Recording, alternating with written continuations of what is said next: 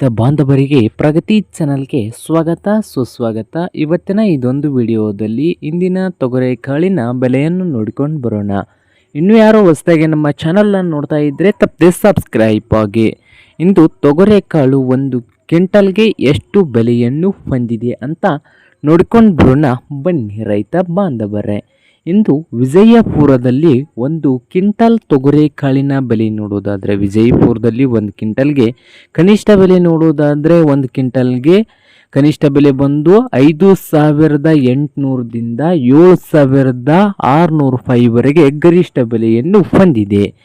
ಹಾಗೆ ಬಾಗಲಕೋಟೆಯಲ್ಲಿ ಒಂದು ಕ್ವಿಂಟಲ್ ತೊಗರೆಕಾಳಿಗೆ ಬಂದು 6,700ದಿಂದ 7,000 6,700ದಿಂದ 7,000 ರೂಪಾಯಿವರೆಗೆ ಬಾಗಲಕೋಟೆಯಲ್ಲಿ ಒಂದು ಕ್ವಿಂಟಲ್ ತೊಗರೆಕಾಳಿನ ಬೆಲೆಯನ್ನು ಹೊಂದಿದೆ.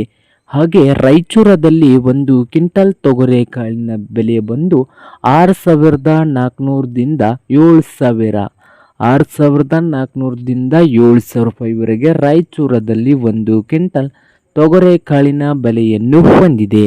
ಹಾಗೆ ಸೊಲ್ಲಾಪುರದಲ್ಲಿ ನೋಡೋದಾದರೆ 6,700ದಿಂದ ಹಿಡ್ಕೊಂಡು 7,100 ರೂಪಾಯಿವರೆಗೆ ಸೊಲ್ಲಾಪುರದಲ್ಲಿ ಒಂದು ಕ್ವಿಂಟಲ್ ತೊಗರೆಕಾಳಿನ ಬೆಲೆಯನ್ನು ಹೊಂದಿದೆ.